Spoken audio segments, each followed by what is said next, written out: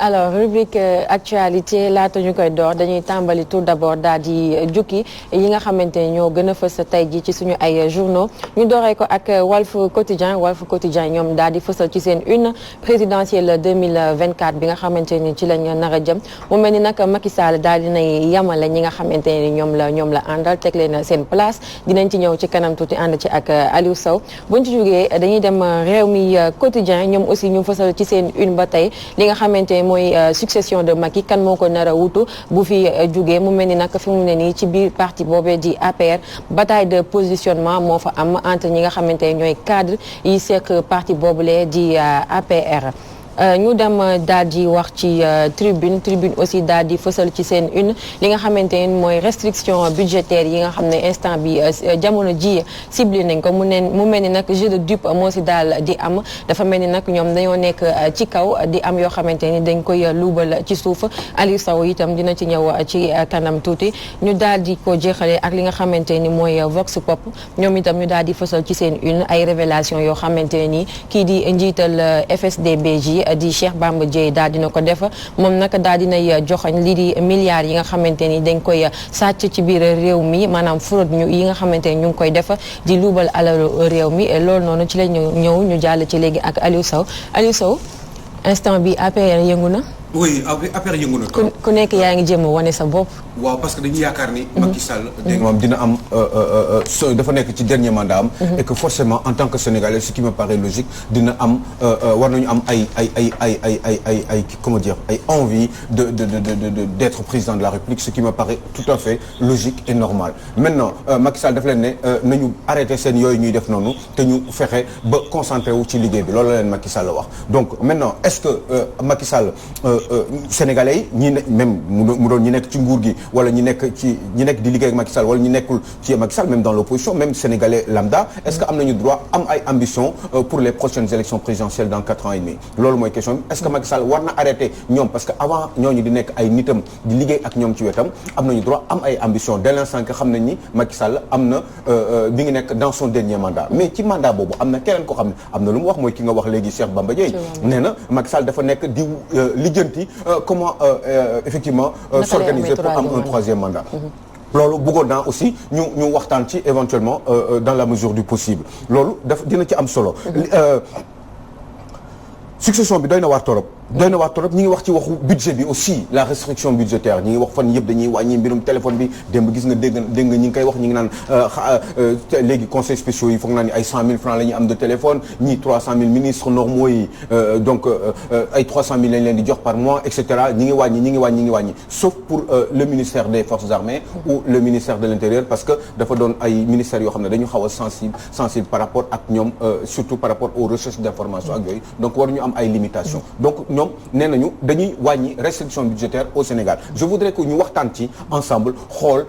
est-ce que véritablement ñii dañ jóg dëgg-dëgg pour def véritablement une restriction budgétaire par rapport ak yàquteef yi nga xam ne surtout ci wàllu téléphone bi est-ce que dëgg-dëgg ils sont sérieux restriction budgétaire xaalis bi fan lañ ko war a wàññee donte xaalis bi matul nan lañ war a mën a def pour gën a wàññi xaalis bi ba nga xam ne li nga xam ne dañ koy wàññi par rapport ak seen mumbaay yi ñuy def ñu jël xaalis boobu jëm ko dugal ci yeneen i béréb yu ëpp solo. bëggoon naa aussi ñu waxtaan ci. waaye Aliou Sow man dafa am juste avant restriction yi loo xamante ni daf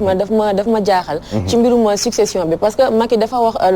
phrase boo xam ne xaw na tey xel comme si dafa bëgg am troisième mandat parce que su waxee képp ku nekk ci biir parti bi nga bëgg que succéder na nga toog ba 2024 xaar ba xam ndax moom dina dem ou pas nga soog a am say ay ambition pour remplacer ko mu mel ni instant bi moom tamit mi ngi foo ci seen xel tuuti. waaw surtout que am na ñoo xam ne ñi ngi ko koy jiiñ ñi ngi ko koy tiiñal à la limite comme Cheikh Bamba Dièye bi naan ko dégg nga maam yow da nga bëgg un troisième mandat je pense que histoire du troisième mandat boobu war nañ ci gën a waxtaan au-delà de la personne de Macky parce que vous savez les institutions demeurent toujours les hommes passent mais quelqu'un comme Macky Sall bu ciy wax bu amee envie bi yoon nee na ko waru ko am mais man du foofu laa bëggoon ñu waxtaan fi ma gënoon a bëgg ñu waxtaan en profondeur moo ñu réfléchir sur le mandat maa ngi koy wax fan yi yëpp ak semaine dernière et puis il y a un mois aussi ou 2 mois j'en avais parlé est-ce que Fatou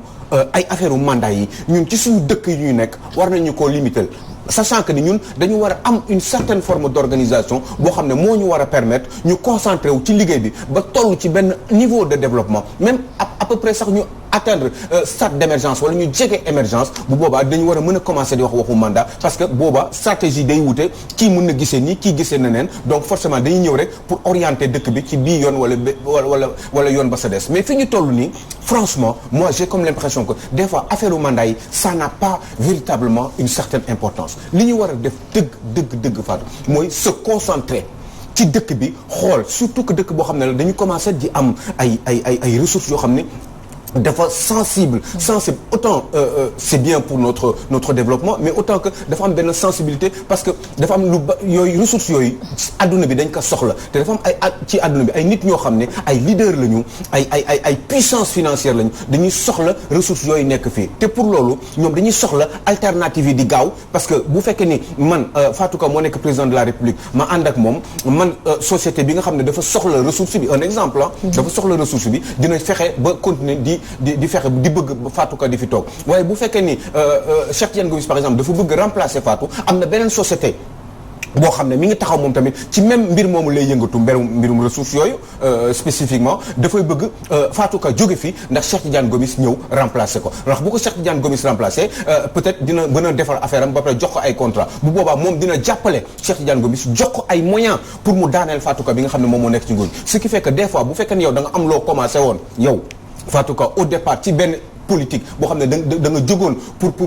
jiital pour ñu war ci accompagner pour intérêt dëkk bi boobaa lépp mun na déstabiliser wu parce que bu Cheikh Tidiane Gomis ñëwee bu la remplacer mbir mi day changer complètement parce que leneen lay ñëw doxal parce que il faut que mu tenir compte ci intérêt ñi nga xam ne ñoom ñoo ko dimbali ba mu génn la ci nguur gi ba ñoom moom mu ñëw fi donc yooyu yëpp day compliqué moo tax ma daan wax ci réflexion laa nekk ba tey man est-ce que véritablement on a besoin ñun ak suñu niveau de développement fi mu toll de changer comme ça perpétuellement les mandats parce que finalement mooy xool dans les grands régimes stables waxuñu ay États-Unis ce n'est même pas écrit dans la Constitution qu'il faut changer les mandats c'est juste une tradition dafa dem ba nekk une certaine habitude boo demee des pays comme l'Allemagne que je connais un peu mieux dëkk boobu dafa doon dëkk boo xam ne da ngay gis musuñu wax ay waxu mandat ndaw si fa nekk di jiite dëkk bi mi ngi fa depuis fukki at ak ñett te am na possibilité encore toogaat fi juróomi at bu fekkee ni gagné na dans un an et demi les élections prochaines waaw léegi ñun est-ce que te gis nga Allemagne mooy la plus grande puissance économique donc de l'Union européenne waaw est-ce que ñun dañu war a ñun gis nga ñooñu ki ko jiitu woon Helmut Kohl il y a 15 ans moom toog na fi fukki at ak juróom-benn au pouvoir am ñoo xam ne def nañu 12 ans comme Gerhard Schröder am ñoo xam ne def nañu 8 ans donc man je pense que ni affaire u mandat amul important bu fekkee ñun ñëpp dañu bëgg suñu dëkk bi est-ce que c'est une question que je pose et je voudrais franchement qu'on y réfléchisse est-ce que ce serait pas une meilleure idée qu'on se retrouve autour d'une personne liggéey président du dara régime bi moo changé xoolal la preuve président bu ñëwee gis nga genn wàll ñi nekkoon ci opposition bi yow day ñëw àndaat ak moom donc du affaire u changer nit déjà on perd beaucoup de temps dans les élections est-ce que il ne faudrait pas qu'on se concentre Assemblée nationale il faut que ñu koy baax na ñu am limitation ñuy alterner assemblée mais pour un président de la République ku jiite la rek am ñoo xam ne dañu ànd ak moom léegi kooku bu fekkee ne ñooñu dañu ànd ak président de la République président boobu mun na liggéey dëkk bi ñu jël ñëpp ñi nga xam ne ay compétences solides et avérées yoo xam ne dañu nekk ci dëkk bi pour ñu liggéeyal dëkk bi véritablement nga xam ne li ñuy intéressé mooy ressources yi nga xam te mu sensible ñi le bañ ko déstabiliser ñu liggéey autour du président de la République quel qu'il soit ça peut être Macky Sall ou quelqu'un d'autre mais alternance bi nii comme ça je pense que day déstabiliser suñu équilibre dëkk d'autant plus que dañu nekk un pays extrêmement sous-développé et on a besoin d'avancer assez rapidement suñu niveau waruñu permettre loolu poser benn question bu pertinente mooy est-ce que ñun dëkk bi moo ñu yitteel ok est-ce que dëkk bi moo ñu yitteel parce que bu ñu xoolee rythme bi nga xamante ni moom la ñuy demee que ça soit le pouvoir wala ñi nga xamante ni ñoo di de l'opposition ñoom ñëpp ku ci nekk yaa ngi viser le fauteuil présidentiel donc ku ci nekk tey jii on peut dire que sa intérêt personnel nga primé que intérêt collectif bi nga xamante ni tey jii moom la ñu waroon a jël mettre ko au devant ku ci nekk yaa ngi même su fekkente ni yaa ngi au côté de Macky Sall tey jii yaa ngi koy def ay coups bas wala yow yaa ngi xalaat tey jii bu fi jógee man mën naa ñëw toog à sa place xam nga déjà Macky Sall man au fait mu ngi naan que mën nañu dem ba 2024 ñu soog a toog xool kan moom mais déjà moom parti wam est-ce que parti la am d'abord li mu war a gën a mën a réfléchir je pense que moom priorité moo waroon a nekk mu jël partem def ko un parti déjà boo xamante ni c'est structuré mu leer ko ni moom kii moo jiitu bu ci kooku jugee keneen moo ci topp xam nga mais yow déjà amoo parti boo xamante ni mën nañ ne c'est légitime c'est crédible ba pare yow nga toog ne que keneen warul viser li nga xamante ni moo di sa fauteuil bi nga xamante ni moom nga toog je pense que y a problème y a problème mais intérêt personnel bi ak intérêt collectif bi je pense que si loolu lañ war a gën a discuter parce que ku ci nekk rek. loolu laay expliquer nii loolu moo tax ma ne la est-ce que affaire mandat yi nii kii di xeex fii kii jàkkaarloog yow après kii ñëw ñeneen ñi ko contrôle ñëw ànd ak moom bokk ci nguur gi parce que dañu naan kaay leen ñu liggéeyandoo ensemble mais bu fekkee ni kaay leen ñu liggéeyandoo ensemble kese la. mais nañu commencé di liggéeyandoo dans 10 ans ñu concentré wu sur le pays. Et pour les intérêts du pays véritablement. bu fekkee waaw pour les intérêts du pays. loolu su fekkoon ni dafa am lu ko jiitu pour man am na liggéey bu ko jiitu. tey bu fekkee ni président bi tamit avantage yi doole bi mu am bi ñu ko jox lépp aussi tamit xam nga du n'importe qui waaye caisse noire également bi ñu lay jox nga xam ni loola neex kenn du la laaj loola neex nga def si donc yooyu tamit. du yem ak dara donc kon. loolu moo tax ñu bari tamit dañuy bëgg chaise bi comme moom tey du fekkoon ne jiitu nañu ñu génne avantage yooyu ñu xam ni kon bokk comme président France ku jiite France bu wàccee nga xam ni am na leer na ne am na xaalis bi nga xam ne mënu koo am. du ko am si compte mënu koo am parce que dañ ko verrouiller dañ ko sécuriser. da ngay foofu génn ku nekkoon maire Paris 20 ans après wala 25 ans après ñu koy toppaat parce que voilà parce que am na lu mu luubaloon wala am na lu mu mais c'est pas le cas au Sénégal donc pour man. avantage yi président bi am donc moo tax moo gën a waral ñëpp bëgg a nekk jël chaise bi moo xam si parti bi moo xam si opposition bi. wax nga dëgg mais boo gisee may wax lii yëpp c'est parce que am na lu ma jiital depuis un certain temps vous avez pas manqué de comprendre que ni je dis toujours que la constitution n'est pas bonne. wax naa leen constitution bi baaxul te il faut complètement la changer parce que ci constitution bi d'ailleurs il y a à peu près une centaine d'articles da ngay gis ni prérogative présidentielle yi articles yi il y a 20 articles pratiquement une vingtaine d'articles qui concernent le président de la République donc le président de la République a trop de pouvoir. aller en Suisse ñëpp bëgg nañ dem Suisse.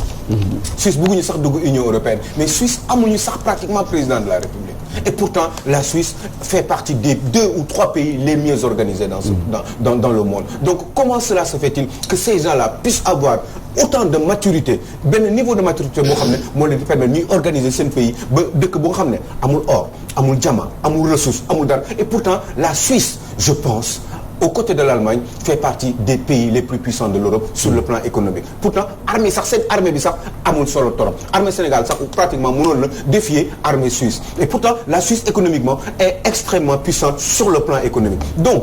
comment cela se fait-il que ces gens arrivent à s'organiser di organiser wu intelligemment jusqu'à ce point-là Suisse amul président de la République et pourtant ils arrivent à s'organiser et tollu ba niveau bi ñu toll ni ci wàllu développement ba nga xam ne ki nekk sax France wala nekk Italie des fois day am envie dem Suisse pour liggéeyi foofu parce que dañu nekk ci système plein emploi pratiquement la Suisse n'a pratiquement pas de chômage ou autour de 5%. Débat bi c'est passionnant. C'est passionnant c'est vrai parce que c'est un sujet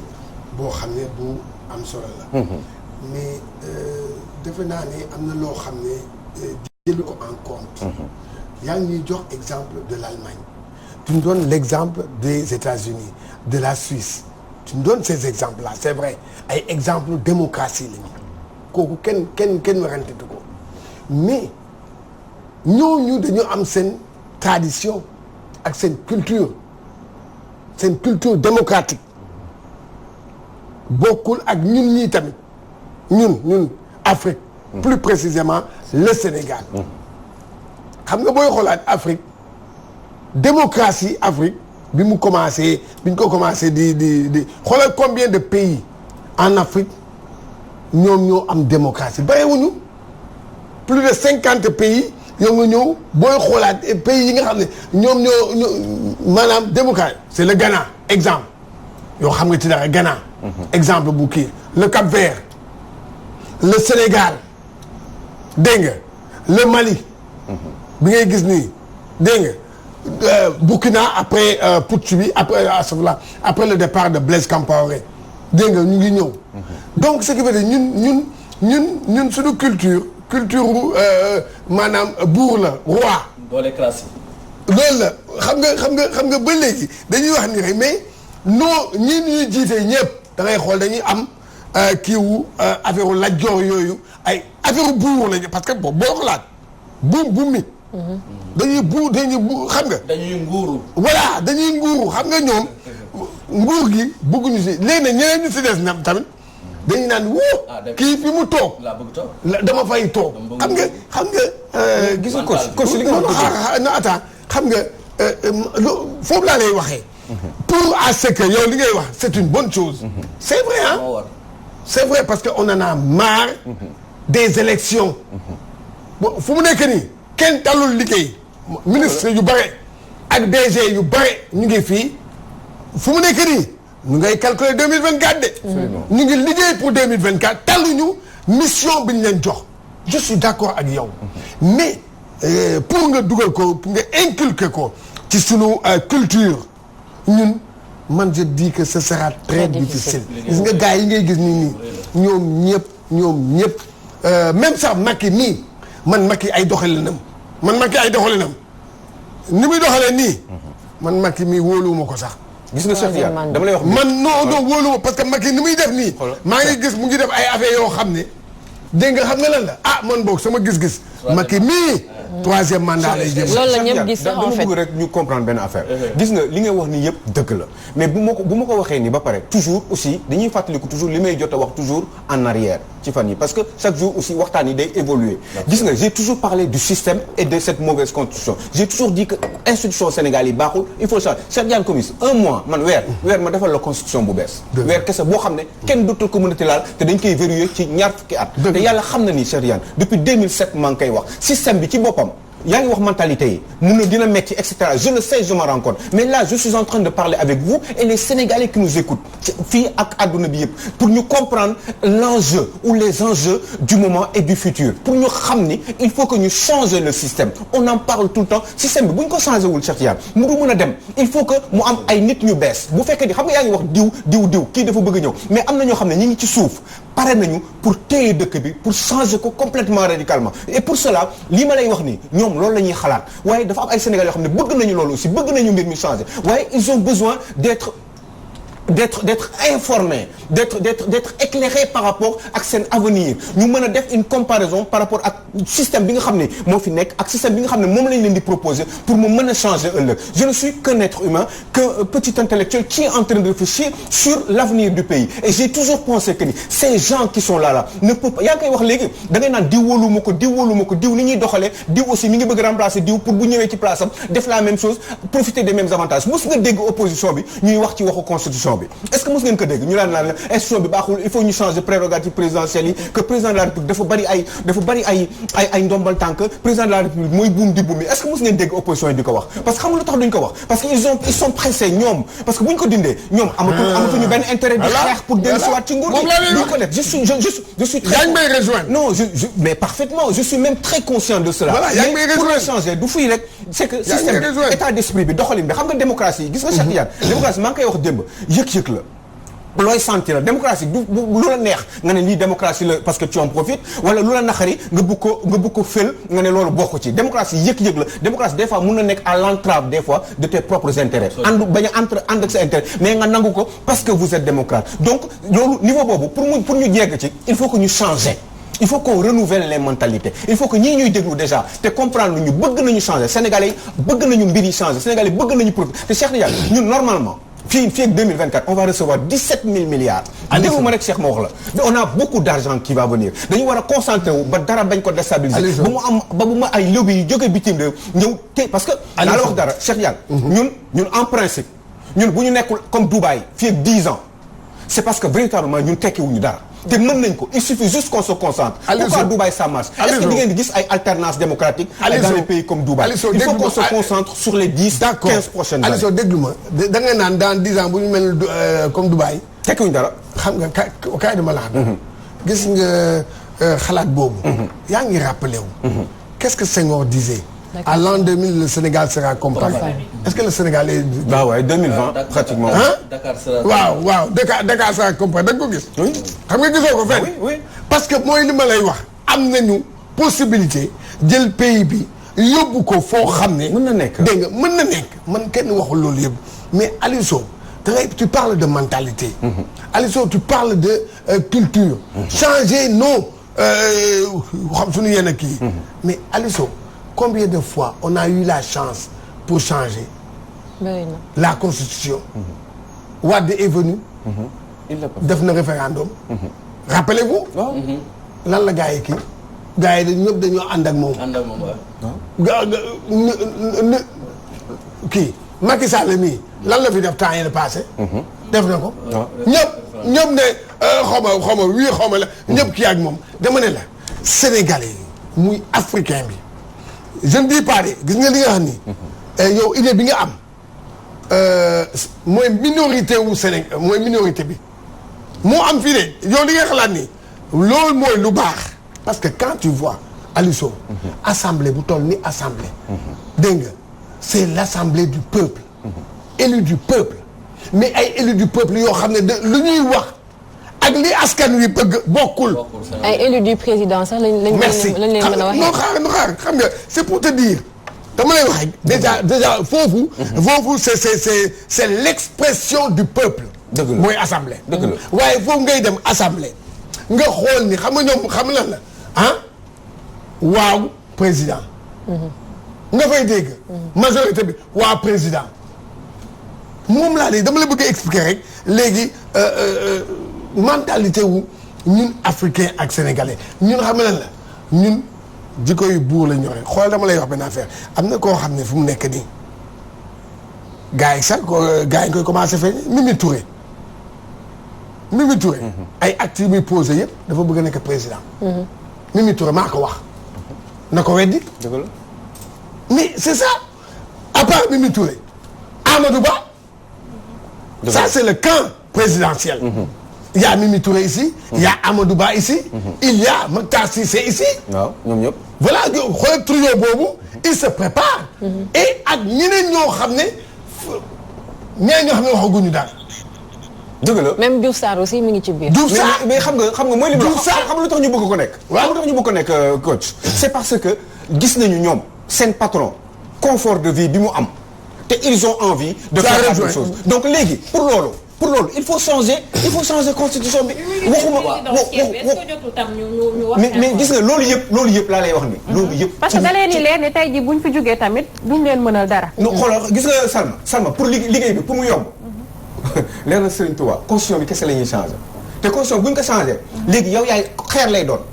da ngay dal ci moom nga gaañu mu dal ci sa kaw nga gaañu mais de au moins leer na ñëpp d'accord nañ ci voté nañ ko. waaye mu nekk constitution bi xam kenn dootu ko. non dégg nga dañ koy verrouiller au moins sur 2 générations. pour liggéey moom dañuy taayewaat rek mais Alioune ma benn question laay laaj. rédaction constitution bi dafa am solo de. liñ ciy bind si bind bi ba si virgule bi sax ba si virgule bi dafa am solo. donc parce que dañu ko interprété nag neneen mais yaa ngi joxe sànq exemple Suisse Allemagne France ak yooyu ñooñu seen ay politiciens dama jàpp ni ñoom dañu am métier ça defuñu politique métier. fii nag politique métier merci xam nga laa wax bi yëpp a ngi noonu. mais dëgg la mais gis nga xam nga aussi il faut que ñuy xool tuuti dans l'histoire des idées politiques. pour comprendre que ni des fois ñoom ci seen bopp. pour le cadre de la Révolution française par exemple baykat yi ci boppam ñoo tax Révolution française. parce que dañu xiifoon amoon na fi aussi léegi ne yaa ngi dégg ñuy wax ay marasme qui se passe adduna bi famille bi am ci comment dire ci àll bi dans le nord et cetera yooyu amoon na dans la Révolution française foofu la amee boo gisee ñu demoon ba indi problème ba rey roi bi ba dagg bopp bi et cetera moom la prise de la Bastille ak yu demee noonu prise de la Bastille population bi ñoo ñëw def Bastille un petit peu comme ce qui s'était passé à l'Assemblée nationale ak loolu 23 juin bi noonu la affaire bi ñëwee donc c'est possible de le faire pourtant population bi dafa am ay quelques intellectuels minoritaires ñoo xam ne ñoo fi nekkoon effectivement di wax comme ni nga ko waxee nii ay ils étaient minoritaires mais population c'est pas parce qu'ils sont minoritaires ou ils ne savent c'est juste parce qu'ils ne savent pas xamuñu ñun ici on est là pour leur donner une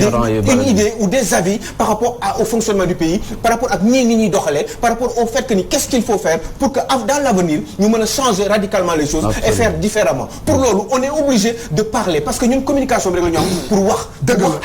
ak nit ñi mais Aliou Sow est-ce que mën naa la wax benn affaire leen de daa la ko yëgal dëgg la ñu gars yi di wax waaw te muy dëgg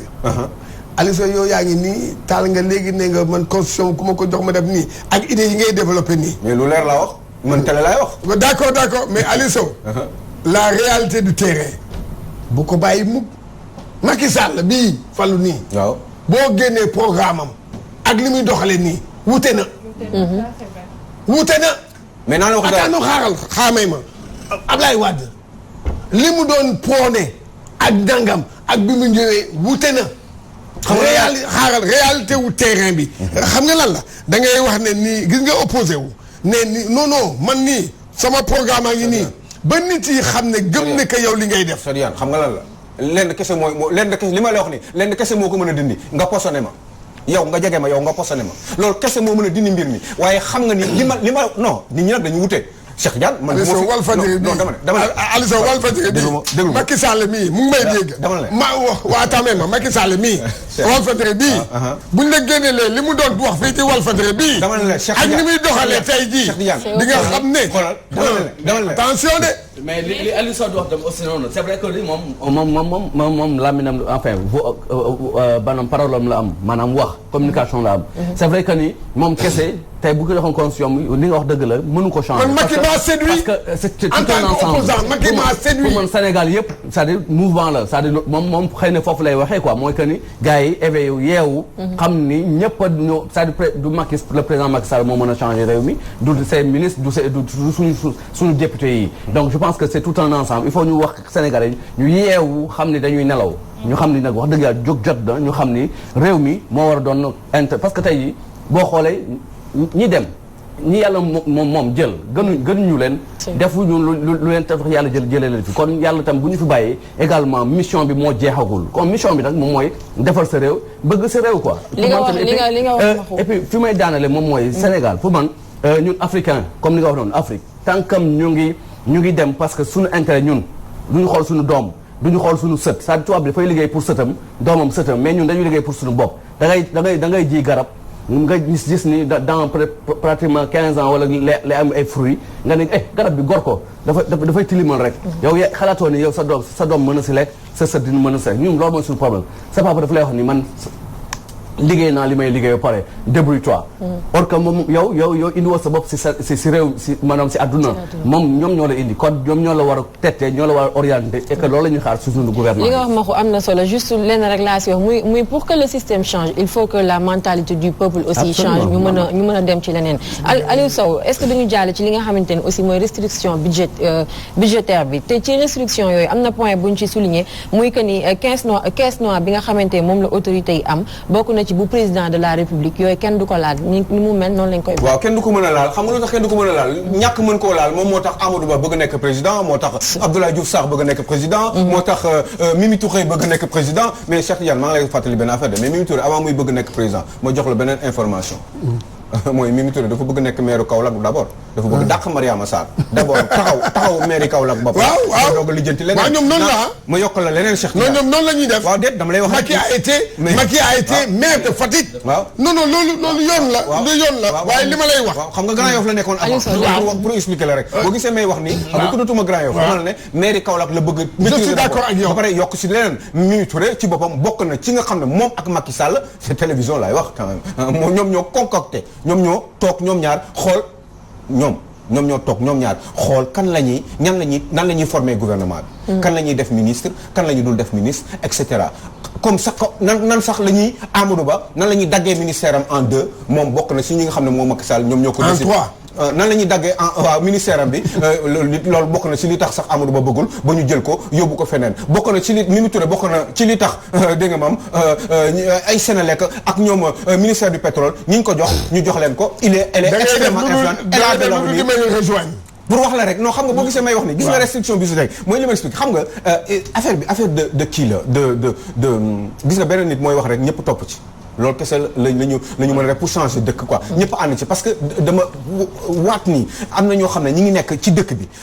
bëgg nañu mbir yi changer Cheikh Tidiane mais xamuñu fu ñu jaar amuñu solution parce que gis nañ ni chaque fois toujours même nit yi ñoo ñëwaat même nit yi ñoo ñëw pour changer pour nax leen pour profiter des deniers publics pour piller li nga xam ne donte as-tuut la ñoo ko waroon bokk mënuñu ko bokk donc dama yaakaar ni comme par exemple boo gisee le cas des restrictions budgétaires xaalis bi nga xam ne boo gisee boo bëggee ñoom bu ñu bëggoon def ay efforts dëgg de travail mais vraiment sérieux jóg rek pour liggéeyal Sénégal jóg rek parce que ñoom xalaat nañ ni vraiment yërëm nañu waa Sénégal parce que gis nañ ni sonn nañu bëgg leen dimbali am na neneen nu ñu waroon mën a defee non doo jógee ci ministre ay 500 000 francs de téléphone nga ne da nga leen koy wàññi 300 000 quoi man xaw ma conseil spécial lan lay doyee 100 000 francs de téléphone par mois man xaw ma conseil spécial bi nga xam ne day gagner minimum 3 millions par mois maa leen wax loolu ministre conseiller boo xam ne day gagner au moins 3 millions moom mi ngeeg moom nan lay doyee encore nga ko ci yokkal ay 100 000 francs wala 150 000 francs ou 200 000 francs pour téléphone man gisuma ministre yi lan la ñuy amee droit di am ay mais Cheikh Tidiane mais 50 000 francs nit dina liggéey ba weer bi dee du am 50 000 francs nit Sénégal dina liggéey chaque jour 10 heures par jour ba weer bi dee du am 50 000 francs yow ngay jox say ministre de la République 100 000 francs de lu mu tuuti entre 100 000 ak 300 000 francs de téléphone nga leen jox ligne quoi mais mënuñu def ay yi ñuy def fii nii yi gars yi di def fii nga xam ne da ngay am ligne pour toute la journée mais pourquoi ils ont pas 10 000 ou 15 000 francs par mois mais est-ce que lan la ñu mën a wax boole ci bon d'essence ay 2000 francs 2000 litres 3000 litres de bon d'essence loolu yëpp mais vraiment oto yi mais xam nga dëkk bu sonn Cheikh Diane dëkk bu sonn kenn warul dawal yenn 4x4 yi dëkk bu sonn kenn warul dawal yenn oto yi dëkk bu sonn président bi ci boppam dafa war a feeñ ci président bi le pays est fatigué le président doit être fatigué le pays ne peut pas être fatigué et le président wala ñi ko jiite gouvernement bi di am benn niveau de confort ce n'est pas possible Cheikh Tidiane imaginez bien que ni au Sénégal fi ñu toll nii le ministre sénégalais le président sénégalais a le même confort que le président français mais ce n'est pas possible mais warul nekk parce que xam nga lu tax parce que la France est 50 000 fois plus développée que le Sénégal donc seen président on sait combien président français li mu am ci confort président yaa ngi koy waxu caisse noire mais le président français n'a pas de caisse noire amul caisse noire c'est le premier ministre qui tient les fonds politiques te fonds politiques yooyu at bi bu deewee assemblée nationale lay dellu siwaat ñu saytuwaat ko xool ñaata la ci jël c'est pas important pour des raisons secrètes mu wax fan la ko dugal ak yooyu parce que am na yoo xam ne c'est pour la sécurité du pays waaye dina ko indil ay factures leeral ko ñu xool ñaata moo génn xool ñaata moo des xool ndax dañ ci war a yokk wala dañ ci war a wàññi pour l'année suivante waaye fii da ngay am benn somme boo xam ne 8 à 10 milliards boo xam ne loolu la neex ne nan ngeen bëgg ni Amadou Ba du nekk c'est notre culture nan ngeen mën a alors c'est notre culture coach Aliou Sow waxtu bi xoj mais d'accord mais Cheikh Diane mënoo yem foofu quand même toujours naan suñu culture la mais Cheikh Diane